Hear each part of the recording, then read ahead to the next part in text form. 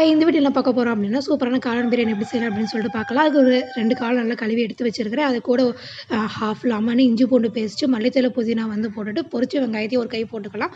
அதுக்கப்புறம் மஞ்சத்தூள், தேவையான அளவு உப்பு, 1 ஸ்பூன் மிளகாத்தூள், ஜீரகத்தூள், 1 ஸ்பூன் கரம் மசாலா, 1 ஸ்பூன் மல்லித்தூள் எல்லாம் போட்டுட்டு கைவிட்டு நல்லா ஒரு கிளறி எடுத்துக்கலாம். இந்த மாதிரி கிளறின பிறகு ஒரு 2லேருந்து ஒரு 3 கை தயிர் வந்து இது கூட சேர்த்துருக்கிறேன். சேர்த்து ஆட் பண்ணிவிட்டு ஒரு 1/2 அன் ஹவர் நல்லா ஊறட்டும். அதுக்கப்புறம் 1/2 அன் ஹவர் ஊறின பிறகு இந்த பக்கம் ஒரு 50% வேக வச்ச பாஸ்மதி ரைஸை வந்து இது கூட சேர்த்துருக்கிறேன். சேர்த்து நல்லா ஃபுல்லாக மிக்ஸ் பண்ணி போட்டுக்கலாம். தண்ணி எதுவும் சேர்க்க வேண்டாம். அதுக்கு மேலே பொரிச்ச வெங்காயம், மல்லித்தூளையும் போட்டுட்டு 1 ஸ்பூன் நெய் வந்து விட்டுட்டு ஃபுல்லாக வந்து நம்ம வந்து தம் கட்டிடுவோம்.